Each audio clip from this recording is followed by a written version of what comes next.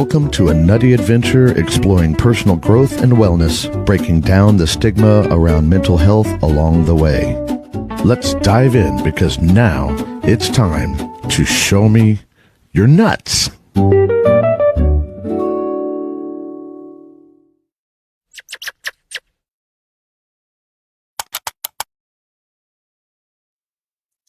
Good morning, everybody. It is Nutty Thursday, and it is a Nutty Thursday because I'm having trouble getting, making sure that I am on YouTube, on my YouTube. There I am, so it's good. Okay. Well, I wanted to make sure that was on because, well, I didn't want people to miss me over there. So if you're in the chat, let me know how you're doing. I am so blessed to have people come by here. I love that you're watching and that you're watching on the replay even. I know you've got lots of things you could be doing at 10:30 Central on a Thursday morning, like working or doing something crazy like that. And if you choose to spend time with me, it is a blessing to me. So, I appreciate everybody that's here. So this morning, today's theme is racing thoughts. That stuff that like derails your day because you're thinking about the thing that you've got to do tomorrow or the thing you've got to do tonight, or did you get everything done this morning, or what is it you have to do for work? And it just keeps going and going and going. That's one of the ways I describe Techxiety, because Techxiety is not just anxiety about digital technology. It's also anxiety about this technology and about all the things going on, tools and technology, if you will. So we're talking, as we do, about anxiety and mental wellness, calming those racing thoughts and decoding their messages. Because what if your anxious thoughts aren't enemies, but instead they're messengers? So if you think about the thoughts in your head, like especially anxious type thoughts, what if those thoughts in your head, they feel rushed, they get that your adrenaline gets going and they just keep racing and racing and racing. But what if instead of being just anxiety provoking, what if they were messengers of something else? What if they were your body and your brain, which is kind of the same thing, believe it or not? What if all of that was a messenger to let you know something that you needed to know? Like your body had a way of telling you, hey, wait, this thing's going on. And that if you tune in, you turn the radio dial, if you will. Okay, I'm aging myself, because you used to have to turn the radio dial just so to get the radio station frequency to come in. And you, instead of putting in a number, you'd turn a dial and get it even on the TV, and you'd turn that dial just so that the signal would come in clearly, without fuzz, without static. And we need to do that to ourselves. So what if the racing thoughts were because you didn't have your dial tuned in right to hear the intuitive message that you were meant to be hearing at the time? And that all of those racing thoughts were actually static. So they really are a way to highlight and go ding, ding, ding, ding, ding, something's going on. And that looking underneath the message, so whatever it is the racing thought is about, maybe there's a message underneath it. And if you turn the dial and tune it in, you can actually get to the message that your body and your mind is sending you on purpose. So that would change those anxious thoughts from being something negative and something bad and something challenging to, oh, wait, if I just turn the dial and hear what it's wanting me to do, this actually is good, because then it'll take me out of that state of anxiety and racing, not just racing thoughts, but racing heartbeat and worry and those things. And turn you, by turning the dial and by finding out what the actual message is, turn it into insight and intentional action. So if if you're in the audience and you think about that, as I also ask a how charged are your nuts question. So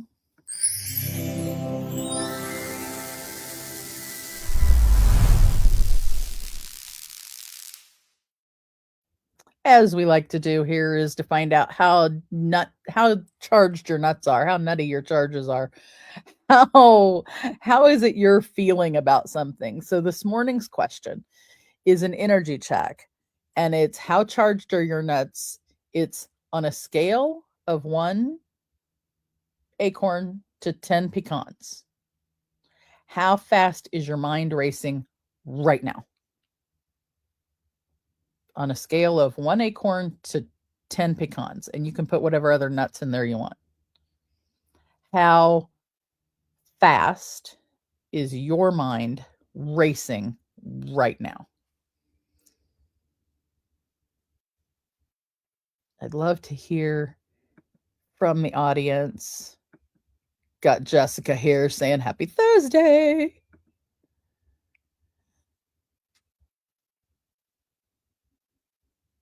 And knowing how, stopping and checking in on ourselves, because sometimes when our mind is racing too much,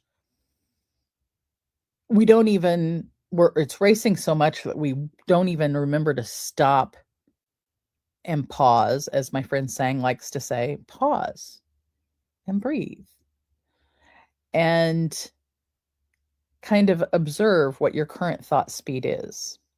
So I invite everybody to pause and take a deep breath in through your nose with a slow count of 4. 2, 3, 4, and hold that breath.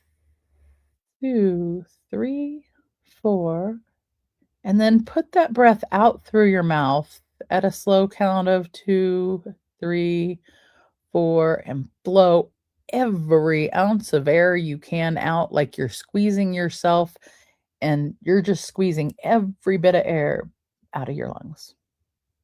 It's actually one of the most important parts of doing that breathing exercise.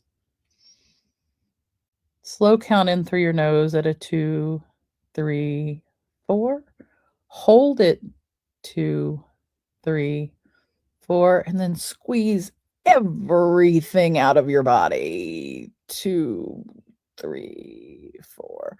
Because the more you squeeze out in that last part of that exercise, the more fresh air and fresh oxygen you can breathe in the next breath. And the more carbon dioxide and bad chemicals for our body, or whatever, toxins, anything you've, in there, the more you're cleaning out.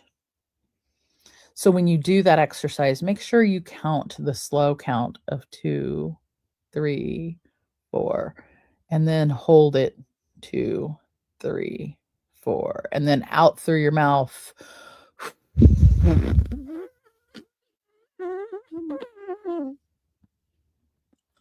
So that then when you breathe the next breath in, you've got more fresh oxygen in your body.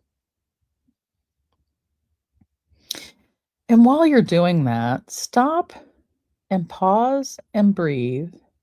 And now observe what your current thought speed is on a scale of 1 to 10. Have your thoughts slowed down? Maybe even skidded to a halt? If they skidded to a halt, you're in a great place because you just calmed yourself. And we don't take enough time in our day to stop and do that. I don't always do the practicing what I preach in that. Um, I walk people through it all the time, and as you could tell, I wasn't necessarily doing the exercise as I was walking you guys through it, except for that last time. And so I have to stop myself and go, wait a minute. It's okay to pause. It's okay to take a couple breaths. As a matter of fact, if you do take a couple of breaths, it will calm that, excuse me, it won't calm the hiccups that I might be having, but it'll calm your nervous system down. And maybe that kind of hiccup I had was a little bit of some energy feedback to me saying, hey, slow down, keep slowing down. It feels good. Our world is fast paced, and we want to do all the things, and we're socialized that if we're not doing all the things, we're not productive enough, we're not successful, we're not doing what we're supposed to, quote unquote. And what if it were the case that when you're doing the things, some of those things are actually the stopping and taking a pause? So let's circle back to that fact where our racing thoughts are actually potentially insight into intentional action. What if our racing thoughts are there to tell us to calm down? If when we have those racing thoughts, the surge of energy and that surge of everything is our body's way of saying, hey, hello, we're moving so fast, we need a break, we need a break, we need a break, we need a break. Such that every time you have the racing thoughts, instead of whatever the thoughts are saying, you hear, we need a break, we need a break, we need a break.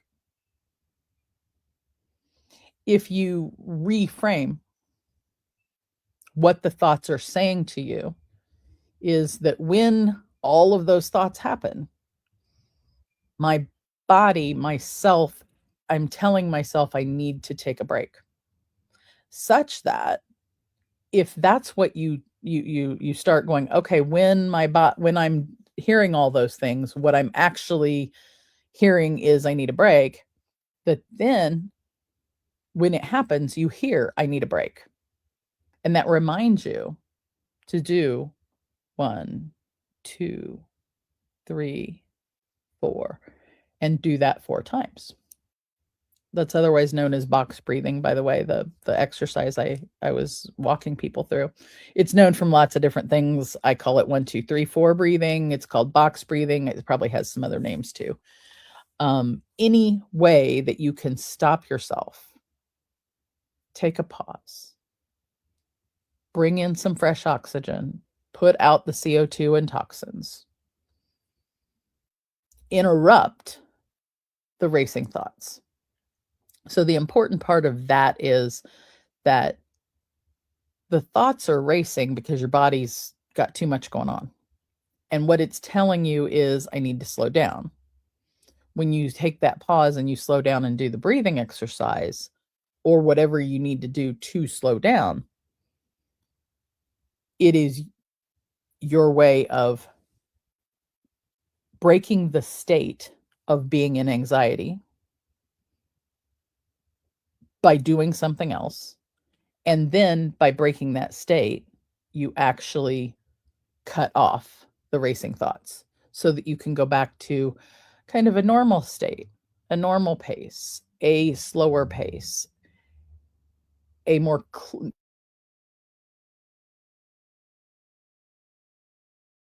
next, which might include one of the thoughts, one of the racing thoughts. It may include doing the thing. So just some examples to think about. So what kind of racing thoughts are in your way today? What are the kinds, and these are things to think about when you're not having the racing thoughts, obviously. It's when you do have racing thoughts, are they always the same theme? Are they a different theme, but they're related to something that just recently happened? So are they being triggered by an event? And is that event the same all the time? In other words, if you track what's going on with your thoughts and how often they are they the same? Do they have a trigger? You can figure out, gather data to figure out what's going on underneath. And if you figure out what's going on underneath, then you've got power, because then you have the power to change how you do it. Doesn't mean it's easy. It just means you have the power to do it. And sometimes it is just as easy as knowing what it is that's causing it and figuring out how to either avoid that or react differently on purpose. And so that you can do things like build mantras and reprogram various things to reprogram your mind over it.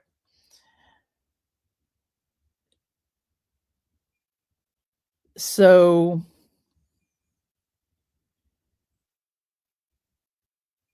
let's look at kind of the nutshell of what we're talking about today, in that arena of racing thoughts. So that nutshell is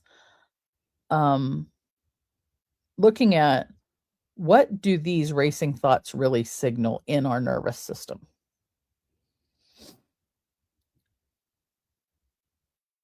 Are they there to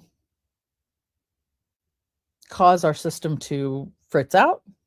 Or are they there to remind us to slow down?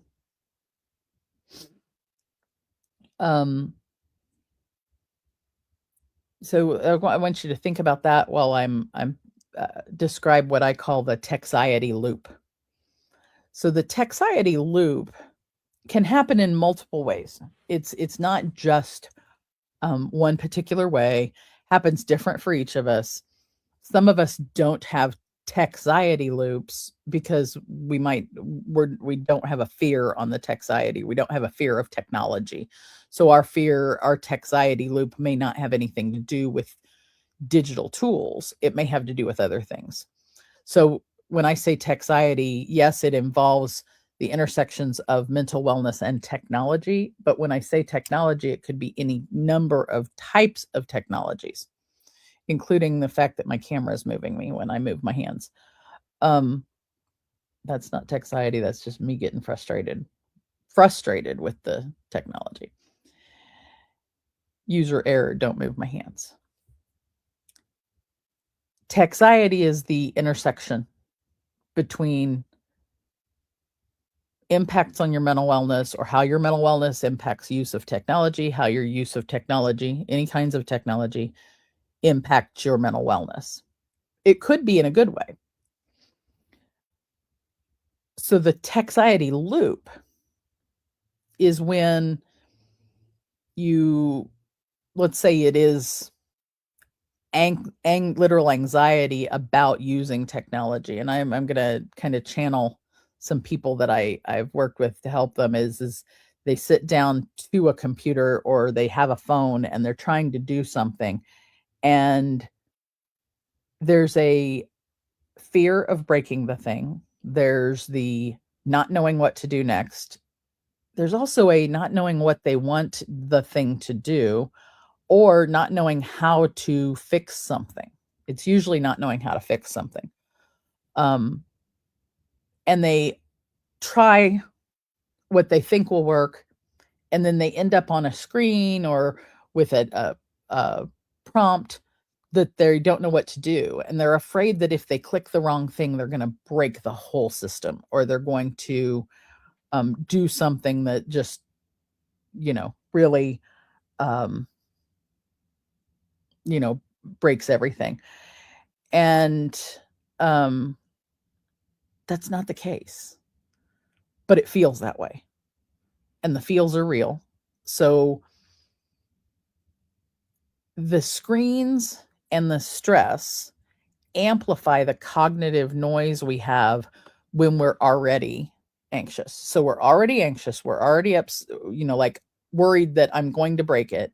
And then you go and do something and you end up with a weird screen. And then that puts another layer of anxiety on it. You go to try and do the next thing. And then that, or you click it and it comes up with something you don't understand.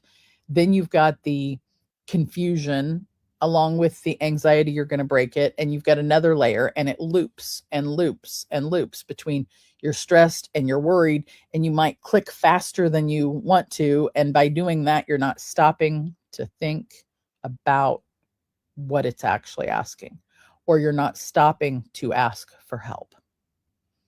Because it's okay to ask for help in technology as much as it is okay to ask for help in anything else.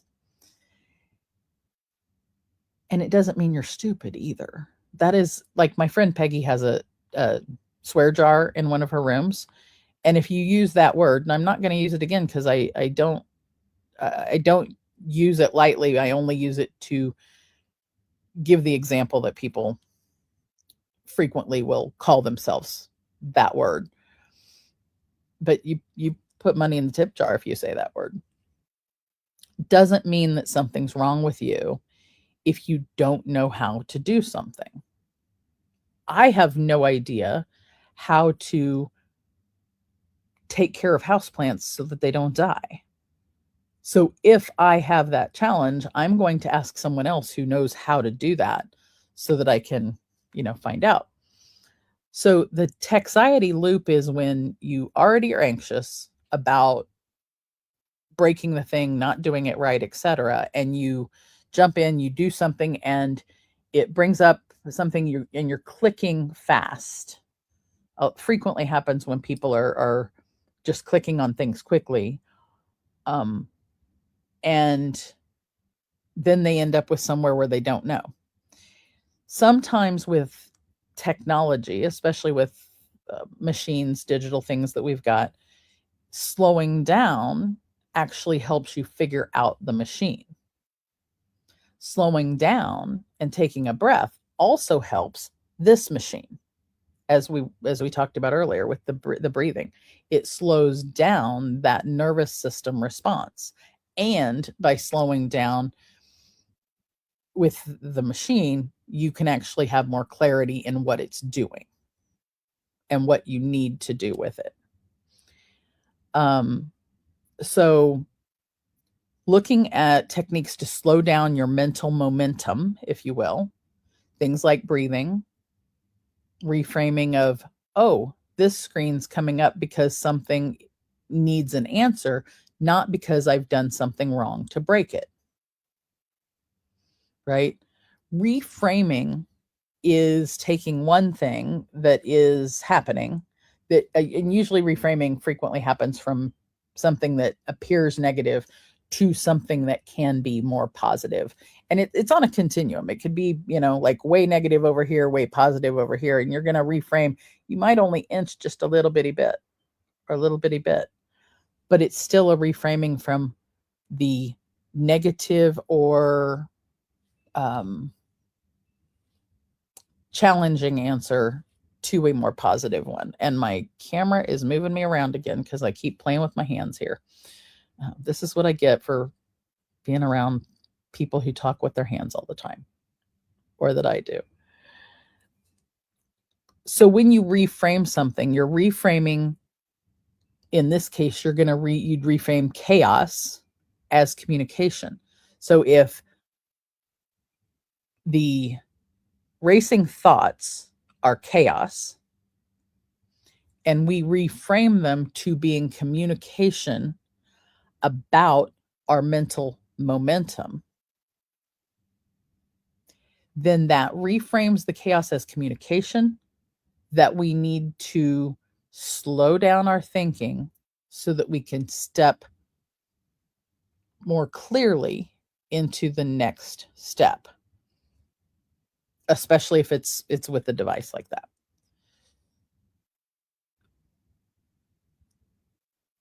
We don't think about using technology helps us move farther faster. Because of that, we don't think about the fact that in order to use the technology, sometimes we need to slow down to get it going, and then it does the work and moves us faster because it's doing calculations faster than we can, which allows us to slow down and take more of a breath and look more clearly at what we're doing. Let me repeat that.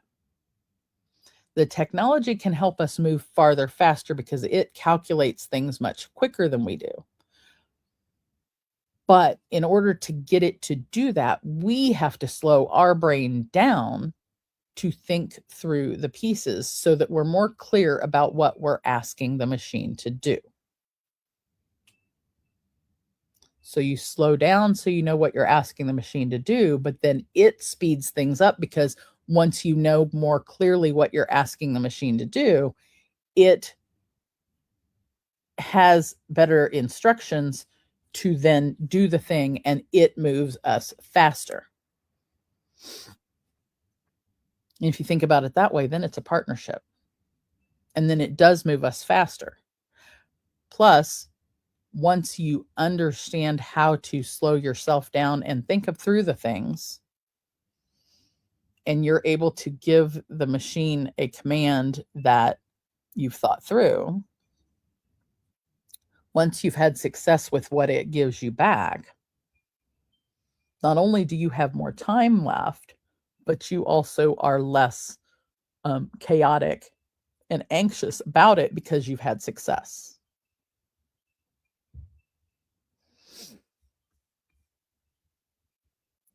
And it breaks that Techxiety loop. Just like we were talking earlier of when you do the breathing exercise, it takes you out of the loop you were in. So we need to reframe things. Reframing the messages from the racing thoughts that they are communication to us that we need to slow down. Slowing down and taking a break breaks the Techxiety loop that's going on between, oh, I'm anxious about the thing, I'm going to break the thing. Oh, I don't know what it's asking. Oh, now I'm more anxious, I'm going to break the thing. I don't know what it's asking. I'm clicking here and I'm clicking there, and I don't know what it's asking.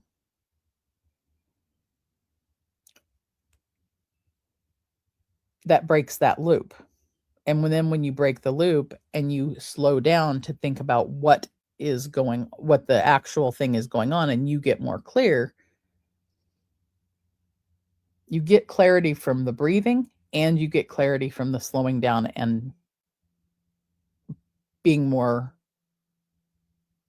present with what the machine's doing and what you're doing.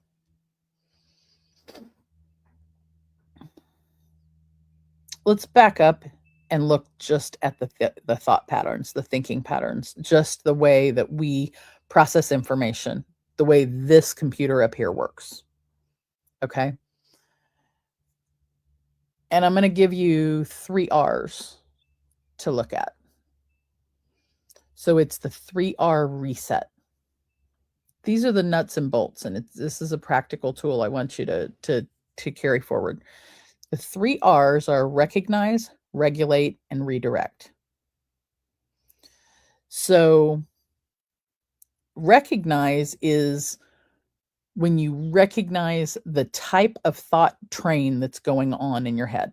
So when you have the racing thoughts, the 3R reset is recognizing the type of thought train first. Are you futurizing? Are you catastrophizing? Are you comparing? Are you pinballing? there's different kinds of thought trains that go on. And if you can recognize the type of thought train that's going on, that can help you break that in your patterns and help you change it. Especially if you do it over time. Recognizing what's going on, documenting it of, oh my gosh, when my racing thoughts were happening today, it was catastrophizing of thinking of the worst thing that could happen, the worst thing that could happen, the worst thing that could happen. Or when I had racing thoughts during that networking meeting the other day, it was because I was in comparanoia. I was comparing myself to others, and thinking of, and that train will take you off track, because if you're in the middle of something like a networking meeting and the train is comparing you to others over and over, inappropriately comparing you, you miss understanding everything that's going on in the room, because your brain's gone, the train's gone off the rails into comparanoia land, and you miss what's going on in the actual room you're in. So recognizing which type of thought train you've got going on. Pinballing could be one that just is going everywhere, thinking of everything.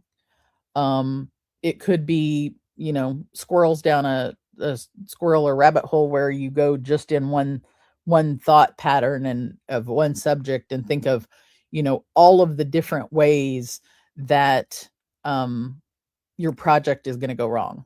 And that one's part catastrophizing, part like singular whatever. Or it could be shiny object. There's multiple ways that your thought train could go off the rails. So the first is recognizing the type of thought train you're dealing with. And you may not, you want to recognize it in the moment, but when you're tracking things, sometimes it's after everything's gone on. And so tracking them is important.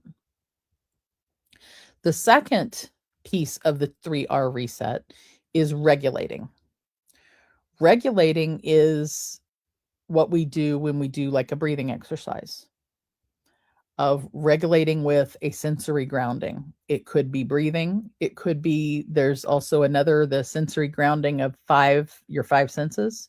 What are 5 things you see, 4 things you hear, 3 things you smell, 2 things you feel in your body, and 1 thing you taste.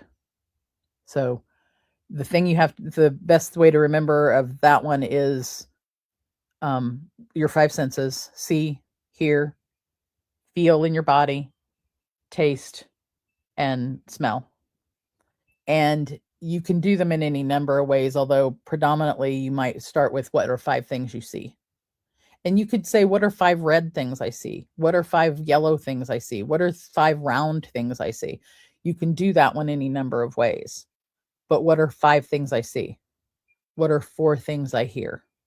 What are 3 things I feel in my body? What are 2 things I smell? And what's 1 thing I taste?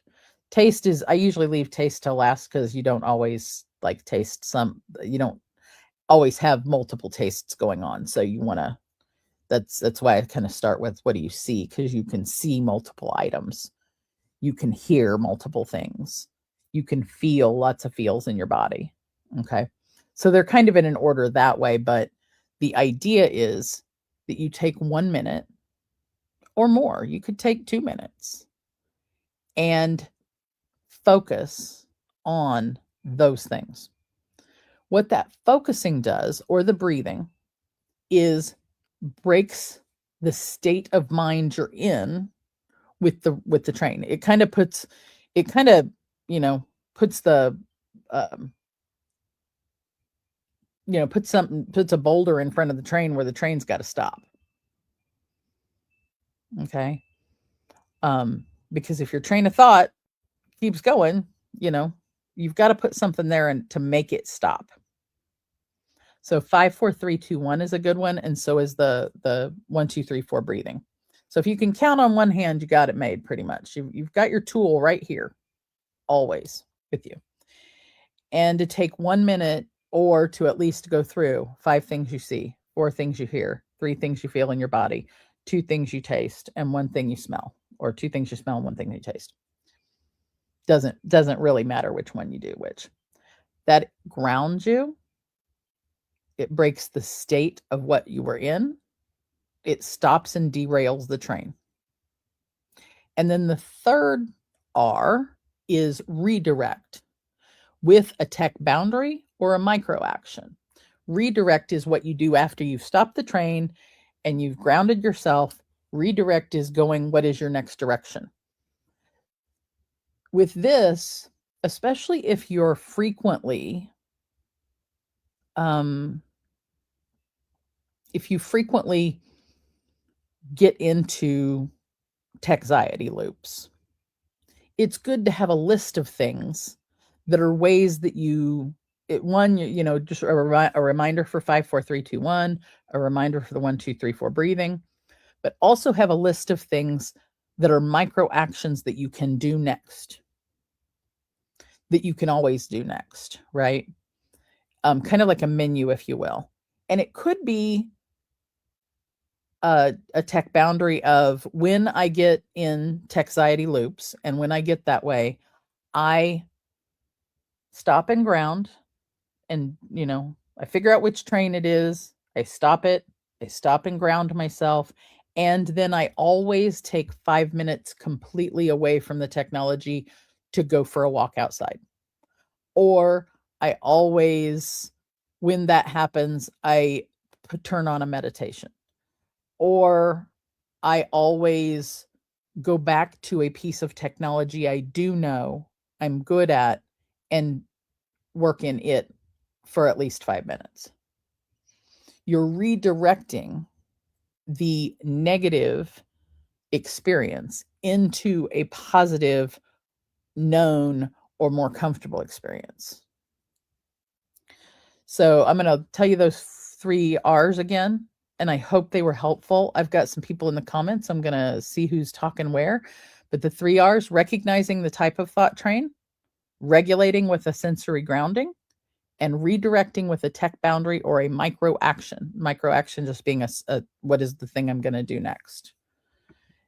And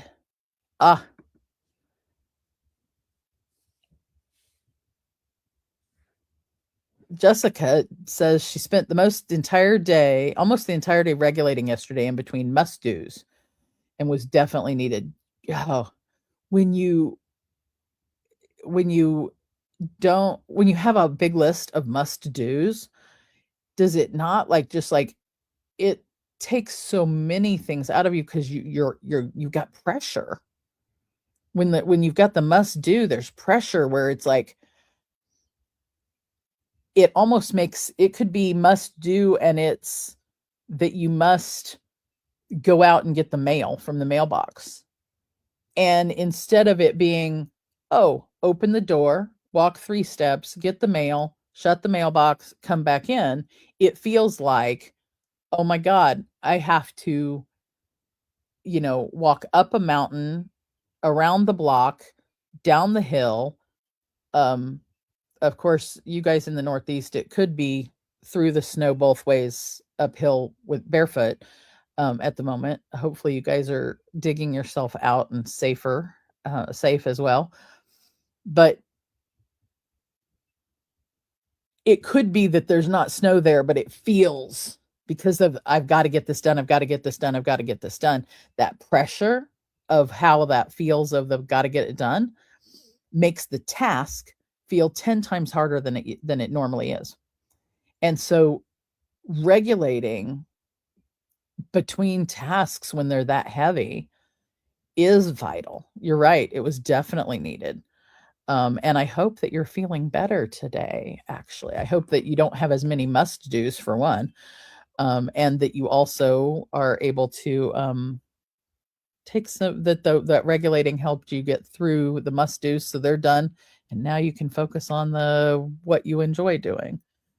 I think having a list of things we enjoy, like I was talking about that menu a second ago, I think that's an important thing to have, is literally brainstorm or GPT or take, group of family members or friends and sit down and come up with literally a list of what are things I can do in 5 minutes that bring me joy, or what are things I can do in 2 minutes that bring me joy. I know one of the things I do is I do work in different co-working arrangements where people will do a 20-minute session of working and then a 5-minute break and 20 minutes of working. And I know that why Pomodoro works, why you can focus in on those 20 minutes is that you take that 5-minute break. If you don't literally take a good 5-minute break and do something that is completely different than the working,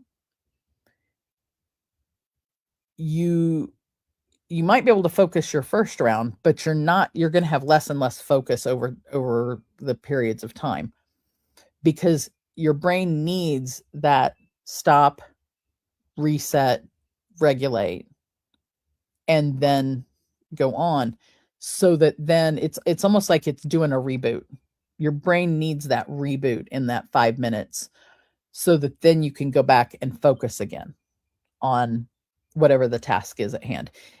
I'm not an athlete. I don't play one on TV. But it's almost like sprinting, I would imagine, where, you rest and then you take whatever that period of time is that you put everything you can into it. But then you've got to rest again before you do that again, where you sprint again. And that the reason Pomodoro works is that we take 20 minutes and we focus in on our tasks, and you really focus in heavy on whatever it is you're working on. But the magic of Pomodoro happens in those 5-minute breaks, that you literally take a break and do something that's not a task. And when you do that, you can get more done. You can get more done in an hour doing Pomodoro than you can in 5 hours doing anything else, to be honest. But back to what I think is important is taking and making lists of what are the things I can do in 5 minutes that bring me joy, that bring me relaxation, that reset my brain, that remind me why I am doing what I'm doing. It could be getting up and stretching. It could be closing your eyes and doing a meditation. It could be closing your eyes and thinking of, or it could even be that 5, 4, 3, 2, 1 exercise, because it regulates your system. It brings you back to center. And, but it could even be 5 minutes of reading a book or listening to a podcast or watching funny cat videos. It could be anything that you can do in those 5 minutes to break your state of what you're doing, kind of relax your brain and everything, and then go on to the next thing. So the quandary is that if you're doing Pomodoro, or let's say you're doing 5 minutes once an hour, that you're taking a break, whatever it is, we get to our 5 minutes and we're like, oh, we can rest now. But then we don't have a list of things an idea of something to do. And we may go, I don't really want to meditate, or I don't really want to go for a walk outside. I want to do something that resets me and relaxes me, but I can't remember my things.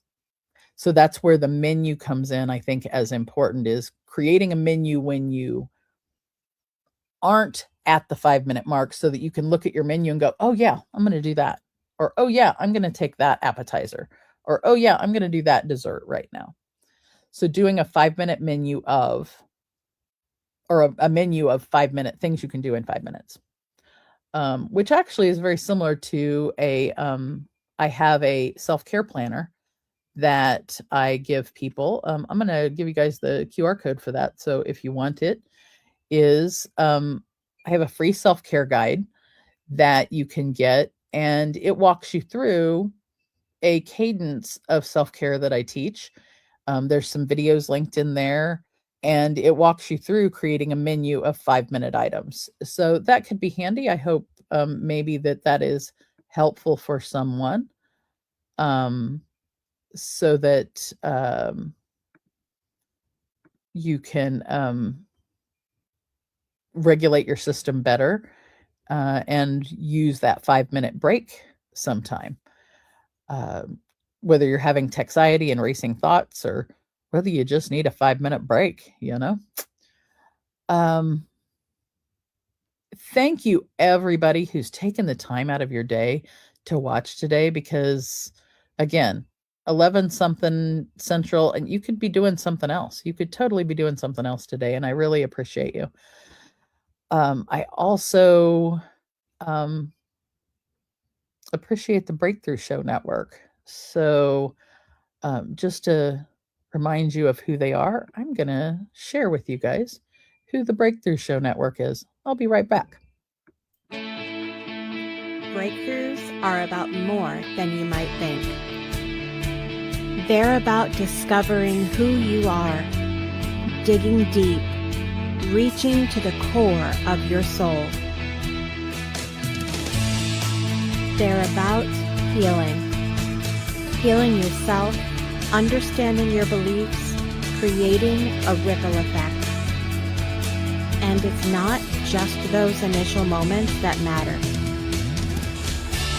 It's about using them to bring more joy into our own lives and the lives of others.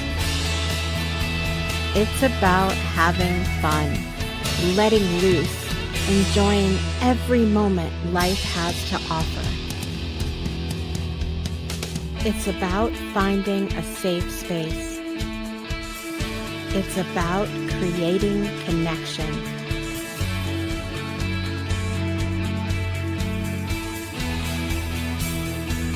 Join us each and every day for exclusive programming, special events, and a community to call home, where we invite you to explore, change the way you look at and live your life, and go beyond the breakthrough. So we ask you, are you ready? We'll see you online at thebreakthroughshow.com.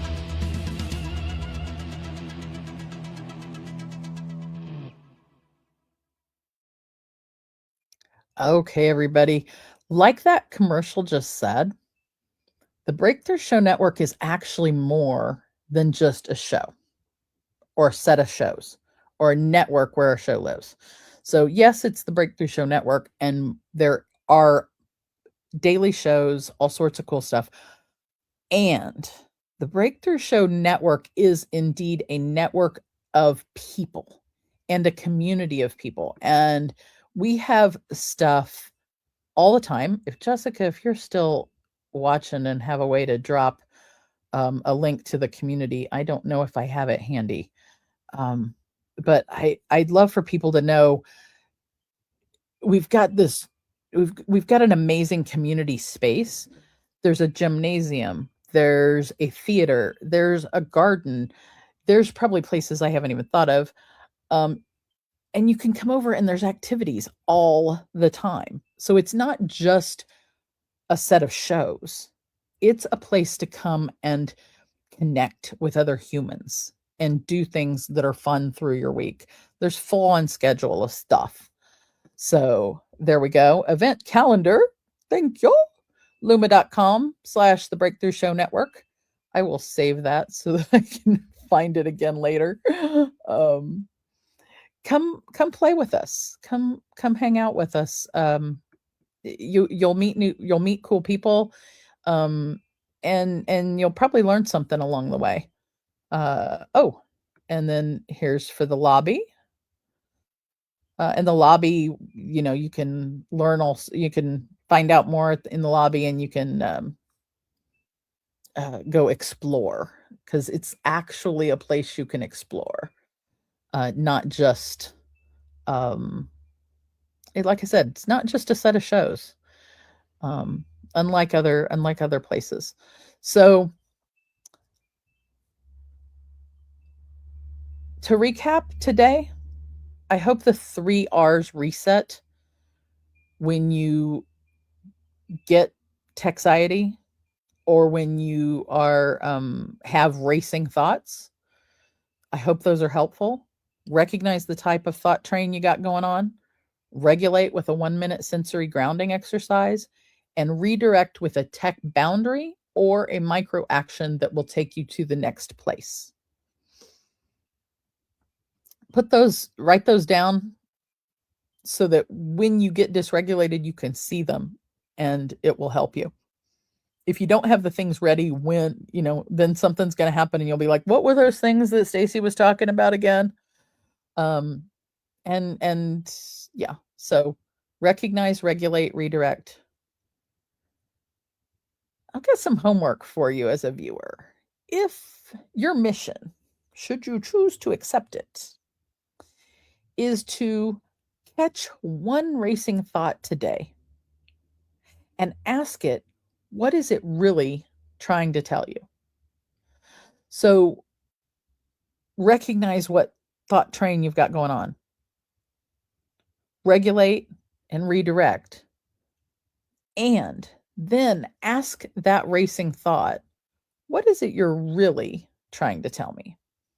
Because if you can figure out what's underneath the train, what's in the train, if you will, what it's really asking you, you may be able to keep those same racing thoughts from happening again. So that's your shiny nut moment. A way to integrate what we've done is to catch one racing thought and ask it what it's really trying to tell you. So thank you so much for watching Show Me Your Nuts today. My name is Stacy Braiuca, the Squirrel Wrangler. Entrepreneurs challenged at the crossroads of mental wellness and anxiety. Mental wellness and technology. Hire me to guide them to get out of that mess. And remember that your thoughts aren't trying to ruin your day. They're just trying to get your attention. So slow down and listen to them. Listen to what they're saying so that you can figure it out and feel better. I hope to see you next week for more Show Me Your Nuts. And we'll dive into another part of mental wellness, technology, anxiety, and all the fun stuff. I'll see you there. Bye-bye.